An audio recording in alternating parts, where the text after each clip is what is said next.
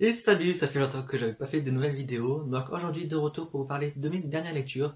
Donc mes lectures après avoir lu Iliot, donc tome 1 et 2 dont j'avais fait une vidéo, la vidéo précédente.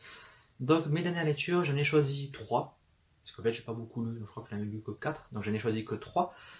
Une petite bonne lecture, une très bonne lecture et un gros coup de cœur. Donc on va commencer en ordre avec la lecture assez mitigée. Et il s'agit de Les Pluies, tome 1 de Vincent Villomino.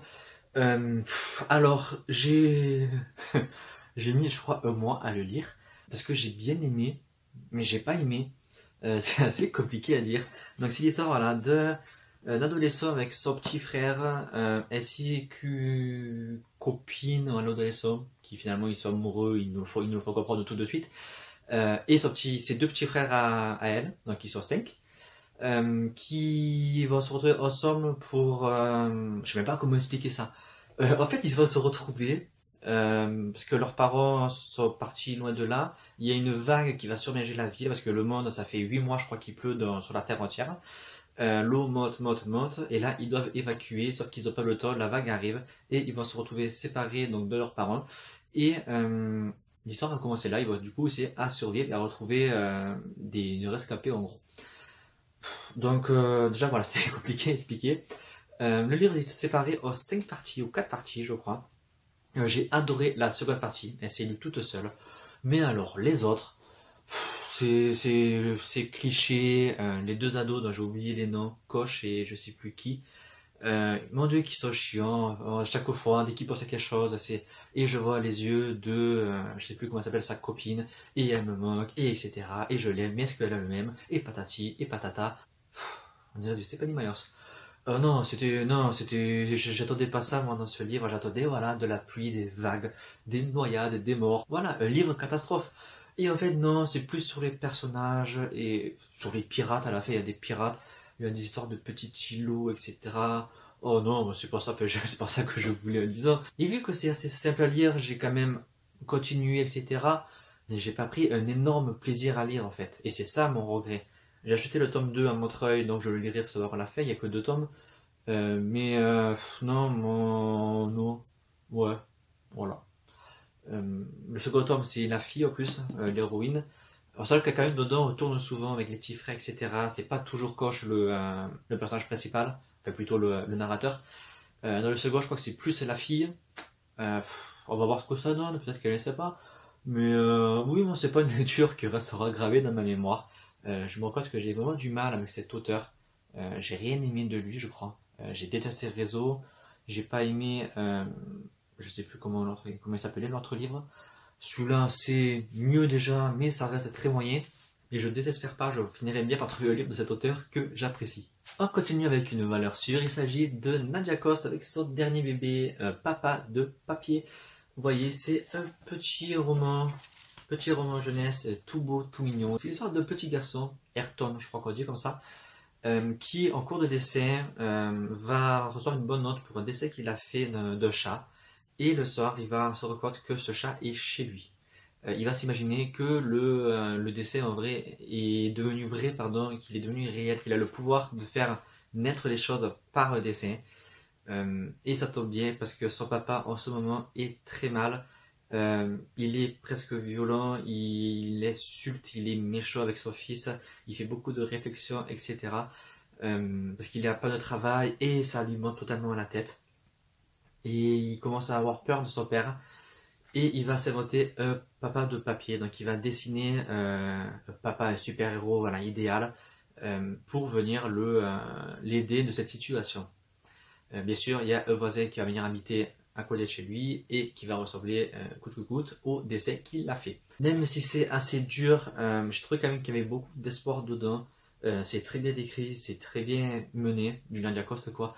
Moi je me suis régalé, ça se lit hyper facilement et c'est vraiment un livre que j'aimerais faire lire à tous les plus jeunes qui peuvent vivre cette situation sans forcément qu'on le sache. Donc c'est vraiment voilà, un livre que je recommanderais aux plus jeunes pour leur montrer qu'il y a des solutions.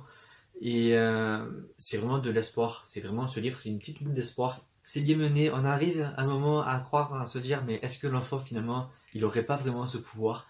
Et c'est bien joué de la part de l'auteur. Et jusqu'à la fin, moi, j'étais à fond dedans. Je voulais savoir. L'enfant est très touchant. La mère m'a aussi beaucoup touché. Je dis beaucoup le mot touché, mais voilà, c'est le livre. Le livre est touchant. C'est des situations que j'ai eu la chance de ne jamais vivre, mais je sais que beaucoup, malheureusement, le vivent. Et oui, c'est touchant, c'est beau, et je ne peux que vous le recommander. Vous savez, il y a quelques années, j'avais adoré Le Monde de Charlie. 2-3 ans après, j'avais lu A comme aujourd'hui, je crois. Oui, A comme aujourd'hui, que j'avais totalement adoré.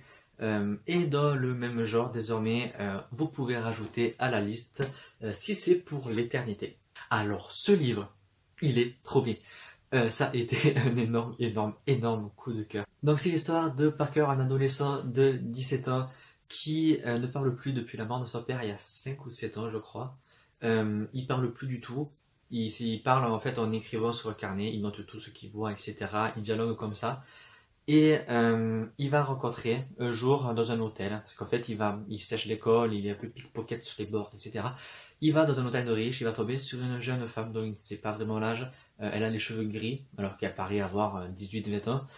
Il va essayer à la voler, elle va le remarquer, ils vont discuter, et elle va lui dire un secret comment vous dire? Est-ce que je peux le dire? Oui, je vais le dire. Parce qu'on l'apprend quand même assez rapidement. Elle va lui dire que elle est née en 1770, je crois, que elle attend un coup de téléphone et que quand elle aura ce coup de téléphone, elle pourra monter en haut du pont de San Francisco, dont j'ai perdu le nom, et sauter d'en haut. Et du coup mettre fin à sa longue vie. Lui, il la prend bien sûr pour une folle. Il dit non, c'est pas vrai, c'est n'importe quoi, etc. Il va commencer à vraiment discuter. Il va vouloir l'aider à pas sauter. Même s'il doute de son histoire d'immortalité, il sent qu'elle a vraiment envie de sauter du haut de ce pont et il veut comprendre pourquoi. Et on va suivre leur lien. Ça dure que 3 jours le bouquin, c'est sur 3 jours. Mais on s'attache énormément à tous les deux. Moi, je les ai vraiment, mais vraiment adorés. Elle s'appelle Zelda. Il va prendre ça comme un signe. Zelda, la princesse qu'il faut sauver dans Zelda, de Legend of Zelda. Il va prendre ça comme un signe pour la sauver. Et au final, il va pas se rendre compte qu'en fait, c'est lui qui va changer totalement. Et j'ai trouvé ça mais tellement beau. Leur lien est tellement magnifique. Euh, pour moi, je pense ça pour une histoire d'amitié. Ça peut être une histoire d'amour. Parce que lui, il pense que voilà, ils se cherchent tous les deux, etc. Mais au final, pour moi, c'est plus de l'amitié très très forte. Et oui, ça m'a beaucoup touché. Que d'en parler là, j'ai les larmes aux yeux. Mais j'ai adoré leur lien. C'est vraiment quelque chose de qu'on aimerait tous vivre en fait. Et malgré ça, on a quand même le doute. On se dit, est-ce qu'elle s'imagine tout ça? Est-ce qu'elle fait ça pour se rendre intéressante comme lui le croit? Ou est-ce que c'est la vérité? Est-ce qu'elle dit la vérité? Et tout le livre, ça va être ça. On va vraiment se demander si elle est immortelle, si elle a vécu tant de choses que ça, ce qu'elle dit avoir envie de marier, etc. Qu'elle en a marre de perdre tous les proches autour d'elle et qu'elle veut plus s'attacher. Et lui, il n'a pas pour une folle, mais si au fond c'était vrai, et on ne sait pas. Et moi, ça m'a bouleversé. J'étais comme ça au livre, je le voulais lire et je me retenais de ne pas le lire une fois parce que je voulais vraiment en garder le plus possible, mais j'ai pas pu. J'ai lu aux 2 jours, je crois. Et ça a été vraiment un énorme coup de cœur. C'est super bien écrit. Le personnage de Peter, mais il est hyper attachant. Je me suis beaucoup retrouvé en lui sur certains points. Zelda, mais si je crois, c'est devenu un de mes personnages préférés de la littérature. C'est tout simplement un personnage qui peut être drôle, mais qui est très franche, qui va dire ce qu'elle pense, et qui peut dire des choses totalement magnifiques. Qu'elle va dire, voilà, j'ai 300 ans, ou je sais plus combien, 350, et j'ai vécu plein de choses, et je sais beaucoup de choses. Et elle va dire des phrases qui m'ont travaillé, qui m'ont dit, mais elle a raison, pourquoi on est comme ça, alors que, oui, elle dit vraiment la vérité. Et pourquoi s'isoler quand on sait qu'on a peu de temps à vivre? Pourquoi ne plus voir certaines personnes, etc. On n'a qu'une vie, il faut en profiter. Et c'est ce qu'elle va faire comprendre à Parker, pardon. Et moi, ce personnage m'a vraiment beaucoup touché. J'ai eu les larmes aux yeux de nombreuses fois en lisant. La fin, elle est magnifique. Moi, j'étais j'étais effondré. Et c'est une histoire d'amitié, mais tellement splendide. Oui, donc certains vont dire, je vous le cache pas, parce qu'il le dit dès la première ou seconde page, il y a une scène de sexe. Donc les deux, voilà, vont toc toc toc. Oui, Moi, j'aime pas ça, vous savez, pour moi, l'histoire d'amitié ne finit pas forcément au lit. Mais dans ce cas-là, vu le lien qu'il y a entre les deux, ça m'a pas choqué. Disons que les deux se cherchaient, mais se cherchaient dans les deux sens. Se cherchaient dans le sens amour, etc., sexe. Mais Parker, pardon, pourquoi Peter?